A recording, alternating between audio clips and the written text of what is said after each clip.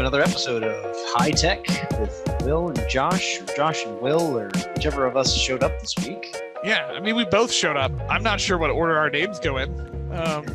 I mostly put you because it's alphabetical. Josh, Yeah. J, W. Yeah. That's how my mind works. I mean, I guess that's logic, sort of. It's I demand to be on the credits first. It's an alphabetical logic, so it works in your favor. We are back with another episode to talk about ed tech, everything that we can think about in this space. Now, this week's conversation is starting out with a little bit of nerddom. That's nothing new, right? Josh, you watched Big Bang Theory, right? No, I don't. What is this show you speak of? Yeah. You've never watched that? Yeah, no. I am just like many things in the world. I am just watching Big Bang Theory for the first time. No spoilers. Thank you. It is 2021. They all I know. die. Oh, great. It's just like The Walking Dead again.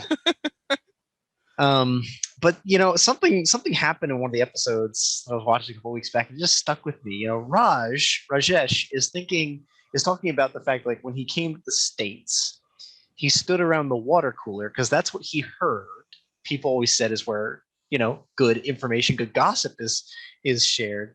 And while he thought he might learn something from being around the water cooler, he simply got reported for being a weirdo standing at the water cooler, right? Like, yeah, no one does this. So it had me thinking like water coolers. Yeah, like there is this perception. We have this joke in a society about go to the water cooler to find out the gossip. But I don't know. I've never spent any time at a water cooler. Have you? I mean, I've went occasionally. You know who's not at the water cooler? Other people. Ever. Wait, like only you? like we're not there at the same time. If there are other water cooler people, they're not doing it at the same time I am. So maybe it's from like a more, you know, rigid office culture where you showed up at 7:55, you started work at 8, you took your break at 10. Like in that culture, you might run into somebody at the water cooler. Yeah, maybe. Yeah. But you know, before now we're all definitely before COVID, because now no one's, if anybody's at my water cooler, they're getting punched in the face. Like, why are you in my house? How'd you get in? I am not allowed to let you here. Like, go away. Okay, so you know, that's the fun thing of like water coolers and this kind of like misconception that that's where we really meet. But the point in the water cooler conversation is that like we need somewhere to kind of congregate. We talk about things in special places. So that does happen at your desk, right? Some people walk up to your desk, much to our chagrin. Yeah, unfortunately. And they want to talk to you while you're in the middle of something. That happens, you know, at the checkout line. You've got to talk to your grocer for a second. Like, you know, whether it's just, here's my money, please let me take my food, or, you know, you always get the chatty one, especially when you don't want a chatty grocery, you know, line teller. Like, well, I think you do. I think you and I have very different life experiences in some of these areas, right? Like you are, I think, much better at kind of the extrovert conversation, you know, like talking to people. I'm the person who's like, why are you talking to me? Like, why are we having a conversation? I don't know you. What is the mask? The mask was Josh's best friend, right? Like, now I would go that far. I have a beard. It's not great, but like, oh wow. Yeah, no, I don't know. I'm just like not the person. Like, I don't think about having conversations with people. If that makes sense. Like, I'm like, oh, I'm gonna have a conversation with you, or just talk about our day, even though I don't know you. I can leave the podcast if you'd like. We don't need to. It doesn't need to be a conversation. Yeah, the podcast was originally supposed to be just me. Then Will just showed up. It's weird. No, I'm just joking. That's not true. He joined my Zoom room and the rest of the world was over. That'd be a horrible podcast. So the water cooler, these places that Joshes don't like to go, they actually represent something that we actually study in education and kind of sociology called third spaces. And this one really stands out to me because when we think about a classroom, that's our primary space of interaction, right? And even before learning management systems, you might primarily meet with your classroom and you lecture or you have a discourse or you have an activity, but that's how everything happens primarily. Then the hallway might be considered a secondary action point. Like you run into people there sometimes, or you all have to go there to get into the classroom. But the learning management system, right, is a place where we have to like do things for a primary engagement of getting content and learning. But a third space is one layer removed from those first two layers of where everything's focused on the primary subject matter. So if my professor is teaching physics, then when I'm in the classroom learning about physics, or when I bump into him in the hallway and ask him class about physics, like we're in that first or that second space. The third space is where maybe I meet those same people, and there's the option for content to come up about my class or what we share socially, but maybe that conversation will be slightly different. So what does it, I mean, what does this really mean? Like I'm talking through these circles and spaces and spheres and levels. It's the point that we bring our students together in a classroom and they're there to learn our subject matter. But there's going to be an ancillary effect. They are going to start to know each other. And they may learn that they like each other. They could be friends, right? Possibly. You know, we had to room together the first year we met, and it wasn't necessarily that we were friends, but we talked, much to your chagrin, and we, learned that we shared similar likes in video games and movies and stuff. And those interests, those connection points helped us establish community, become friends. And then we ended up taking classes together, and everything kind of became hunky dory. We've got to where we are today in 2021. The third space for a classroom's purpose might be to help those students better engage, create community, and either have a back channel, that's its own theory and idea, but to have a space to talk about the classroom or to talk about the content that's not first monitored by the instructor. It's not an academic space first. Whatever this third space is, it's the water cooler. It's where we go to gossip. It's where we go to chat. We might talk about the class. We might not. We might talk about Big Bang Theory and what Rajesh said in an episode last week. The episodes I was watching today included, getting their 3D printer and making models of themselves, right? Like that's the kind of stuff that can go on and talk about the third space. Can you think, Josh, of any, like, are there any people you can even think of from your undergrad or grad where you've met them or talked to them in third spaces, something outside of the class? You may have. So I think like this concept, like we give it this is like fancy name third space, right? And for those of you who are still like trying to just follow all the spaces that Will has been talking about, you're right there with me, because this concept to me, like while I'd interacted with it without knowing that I'd interacted with it, did make sense to me at first when I got into education, but specifically like online education, blended education concept, because this is where this is coming up a lot. Because the reality is this third space idea, as far as I comprehend and understand it, is it's trying to give a name to something that has always been happening in regular education before we went online or went blended, where we're merging now an online environment, because you're going to interact with people. Like there's people in your class that you'll talk with, and maybe you have a group project with them that you're working with, but you end up start talking to them outside of class, right? About things.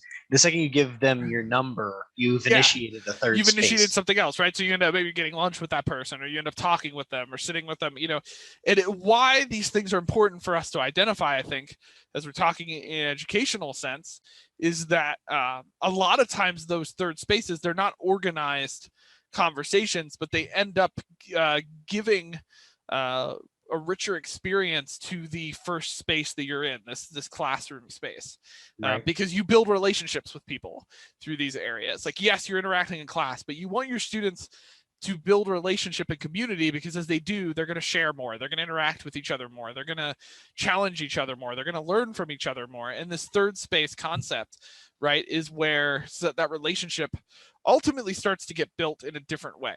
And yeah, I've had areas like that. It's, dorming in college, interacting with you and some of our other friends, like that was kind of a third space. We started having more conversations about theology and about the stuff we were learning in classes, and that led to different experiences when we were in class. But I had other people that I met in class, mainly named Josh, because in my experience, the program I was in, everybody was named Josh. I was in one of my first classes, and there were like, 6 Joshes? You think I'm over exaggerating, people, but that's not over exaggerating. I'm pretty sure there were 6.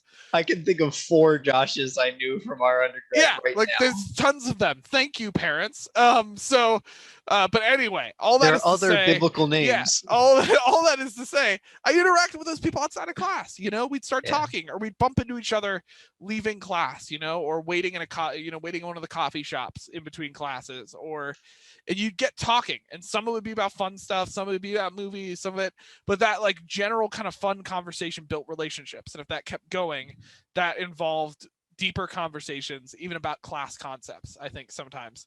Now, we're not going to paint this idealistic world. That was happening in courses where I really cared about the topics we were talking about. I wasn't sitting around. I'm sorry, math teachers. I'm horrible at math. I hate math. I wasn't sitting around with my friends talking about math. Okay. I'm just saying though, if you look at the Fibonacci sequence and the beauty that it represents, and but all that's to say is it was generating conversation. Right. And so I think where the third space concept, from what I understand it, and I'll say one last thing, and then we'll start talking a little bit because I've been talking for quite a while, people, and I apologize for my voice. I don't know. This will get edited out later. No, it's not. This is staying right where it is. Shame on you. Shame on your cow. But I think we're starting to understand, like, we need to define a third space. One, because we can't be in education without defining things. God forbid we don't define all the things that are existing. But I also think there's a piece of this because we realized what was missing in online and blended learning a lot of times, and that's that there's less of this interaction happening. Because students, the first space they're in isn't a classroom anymore. A lot of times it's an LMS, or it's digital content, it's video content that they're interacting with, it's activities they're doing. They may have group projects where they have to connect with students, and they may hate it. For some reason, everybody hates group projects, but like they may interact, but they aren't having those bump into each other conversations anymore in the LMS. And I don't care what the LMS promises you, your weekly discussions don't do it. They're not doing it. And it's not building community. And the problem with that is, without the community being built, you're not having the same interactions and sharing, and kind of them to feel safe to share what they really think and wrestle with ideas in ways that they would if they did have some of that environment and were building up community with their fellow students. And that's why I think we've had to come to this definition that sounds fancy, which is third space, because we needed some way to figure out what we were missing. And if you don't believe us yet, I mean, we're like 7 or 8 episodes in here. I don't even remember. Josh and I don't script anything, and yet he like literally watched the ball and he swung for it for a home run. Like, that was it. You transition there to the point of online education. Why this is so important is the point of third spaces. They happen naturally when we're face to face, and when we're online, we either have to encourage them to happen or cultivate them. Yeah. Like, so I don't know if I shared the story before. I know I've talked to Josh about it. Forgive me, listeners, if this is round 2 for the same story. I promise you there'll be a third time. I'm aware of a faculty member who talked about the fact that their students started using a Google Doc as a note-taking tool, and all of the students participated in the same one Google Doc, taking notes every class. And the instructor didn't ask them to, didn't know that they were doing it, didn't set a rubric or expectations or grades for it, right? All the students jumped in and just started making this Google Doc. And it was a functional academic space. It was happening during class period, but they made a third space by taking it on themselves, by cultivating it socially, and by maintaining it organically. Like, they did not have a requirement to do that Google Doc thing. They didn't have to, they could talk in there, they could chat, they could comment, they could add their own notes, but it was just organic. That happened because those students in the room sat elbow to elbow, exchanged phone numbers, exchanged email addresses, and joined the same Google Doc. Online, the only opportunity those students have to do that is if you assign that to happen.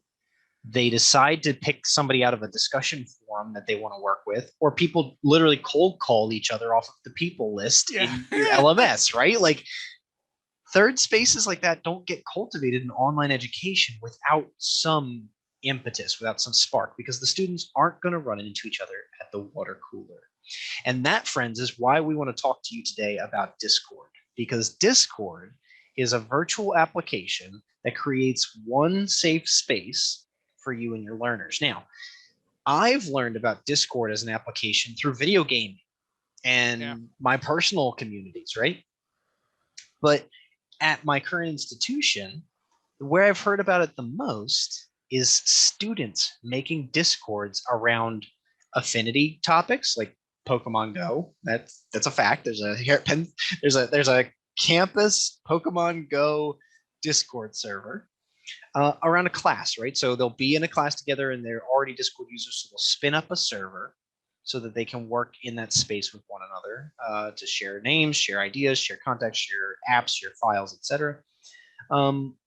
Or somebody will do it for a project, something that lives outside of classes and goes kind of long term. Maybe it's a master's thesis, maybe it's about a social group or something like that, a campus social activity. The cool thing about Discord is that it's free generally. There are some paid features you can get to, of course, it's freemium. But when you make a server, that sounds very computery, but it's just their term for your Discord space. So you can make your Discord space, you can make it as complicated or as simple as you want to. And that's where like it operates so well as a third space. I've been in Discord servers that have 30 more rooms in them, chat rooms. They've got rules. It's going off on our desktops right now. I have notifications right now, probably from it at this point. Ignore. You can set up rules. You can set up moderators. You can set like a whole administration team. Josh and I were talking about before the episode started. You can get in automation bots. You can tell it to automate things. You can create ranks for people so people can join teams, right? So you could have like team this app, team that app, or team red, team blue, or whatever. It's got a really distinct border for the fact that like you join the Discord server, now you're in that space. But after that, you can make it as complex or simple as you want to. And that's where students who take it on bring in apps, bring in automation, they bring in ranks, they bring in mod teams, they create a community space, right? The Discord server for my local area for Pokemon Go has like 600 users in it. And they all play and they share raids and they show up to Pokemon and they talk to each other and they before COVID they would do like picnic events and stuff and park events where they'd all show up and share donuts and coffee and stuff. That's really cool that Discord can be used in that space, and that represents a third space. But you can also use it. A faculty member could use Discord as a learning experience. Yeah, absolutely. And I think that's the point is like, right, Will just listed off like a billion different features that exist in Discord. And that's because Discord's been around for a while. If you don't know what Discord is, it's mainly because you're not like Will and I don't play games on a computer. Like, because that's where Discord started. It's still their thing. They're not an educational, like they have educational things that they advertise, but they're not a tool that's like designed for education. They're a tool specifically designed for, I think, community. Right, like their real thing is about trying to create communities around affinities, like you made a comment, but they started that as a video game thing, like the gaming groups that work together, things like that. The one that Will and I are in together that are like, how many different groups and different voice channels and things like that are all like, because it's a big group of people who play different games together, and so they use that to like call out to each other when they're ready to play games with people. So we already received 2 of those today. Like they're already asking us to play stuff. So like, but the point here that I think why we chose Discord as the first app to talk about related to third spaces is this. Yes, we have a lot of familiarity with Discord. And there are other alternatives out there like Slack and things like that fall into a similar one, that if you have work groups like that we've referenced before in other episodes, your Slack is similar. There's channels. The thing that I think is nice about Discord is they have a lot of options for different types of channels, like actually even channels that they call voice channels that literally people click into and it immediately turns on your computer mic, that you can talk to people.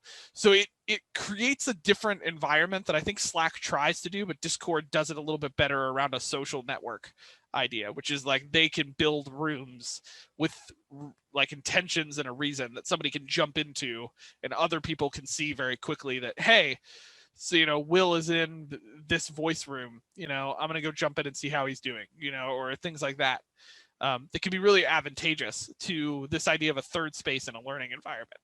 which brings up why it's so useful for like a virtual space. What you're saying there is it allows for asynchronous and synchronous experiences.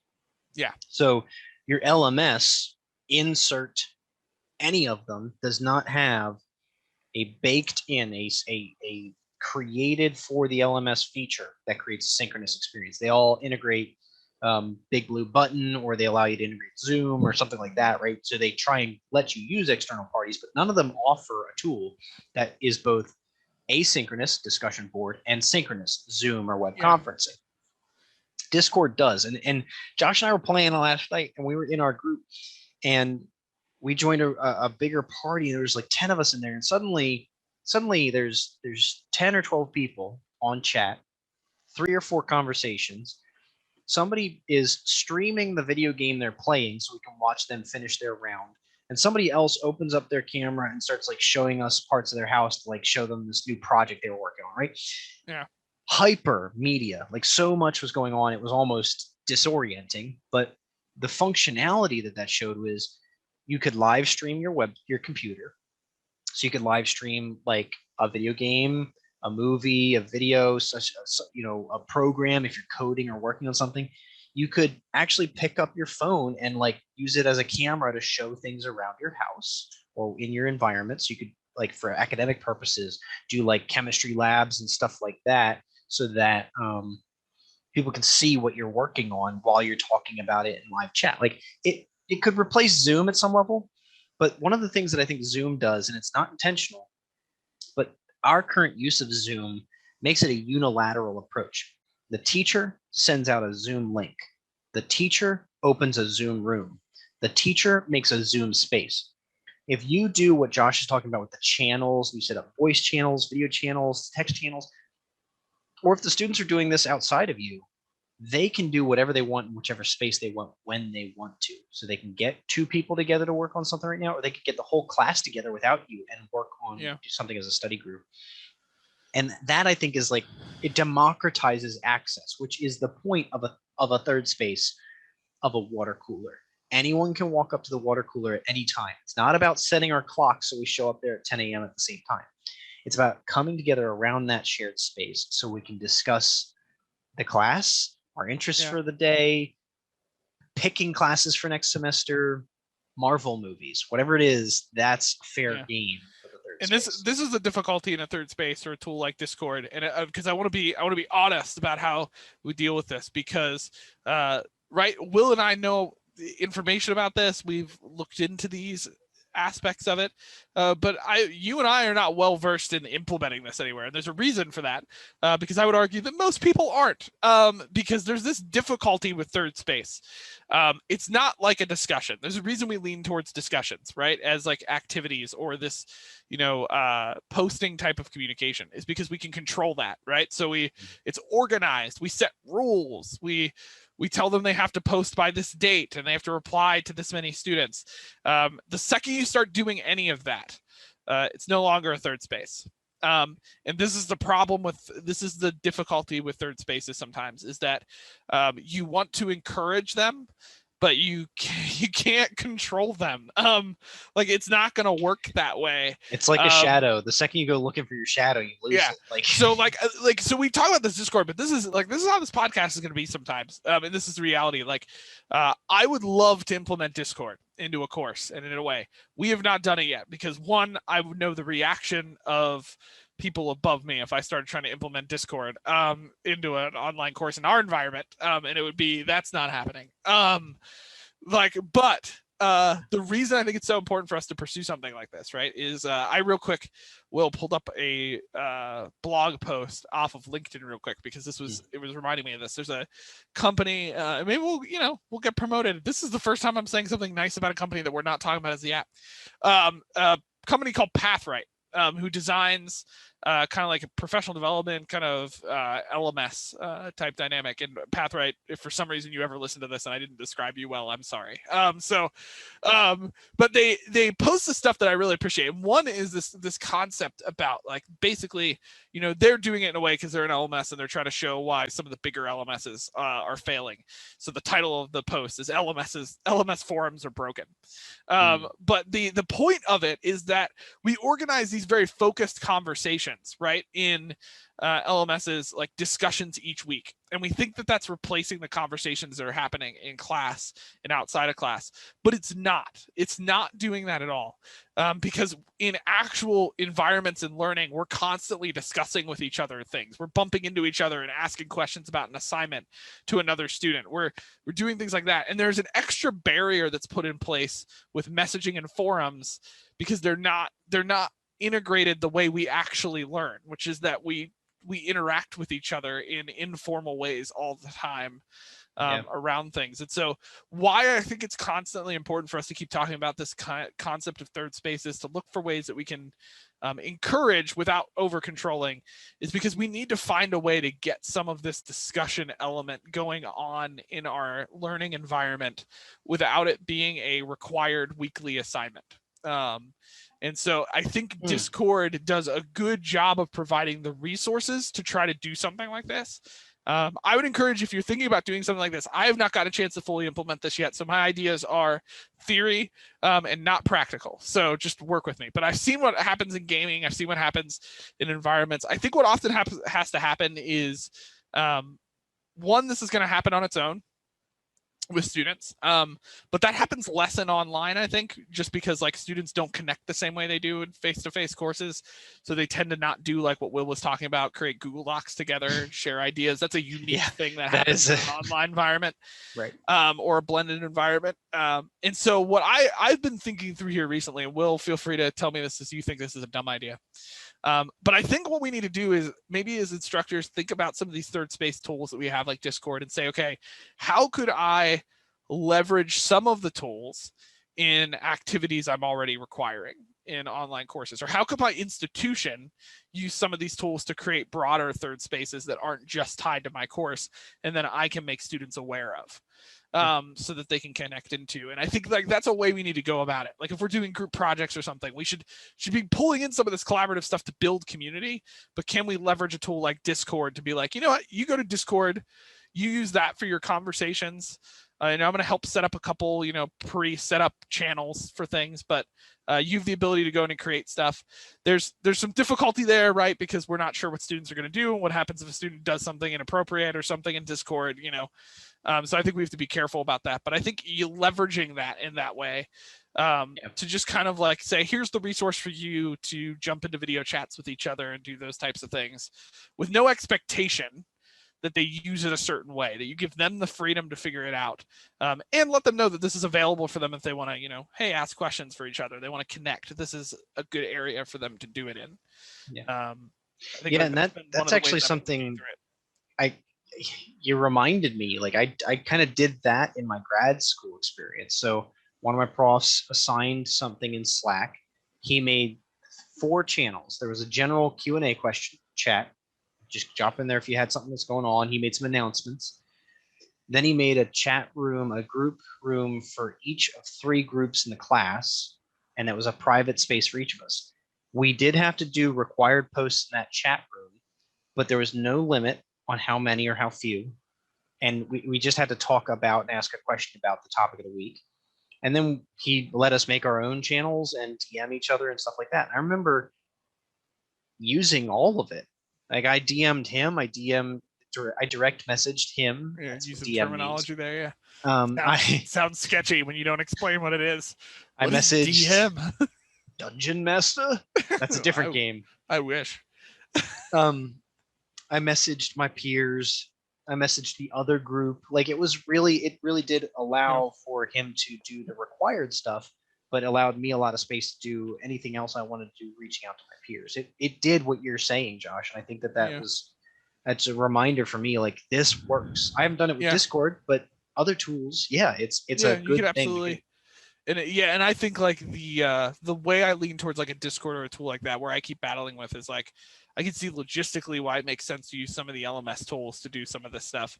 But I think there's just a reality, like when I'm looking for something like this, I want it to be something with stuff like Discord, like servers, stuff that gives students the ability to create their own stuff easily.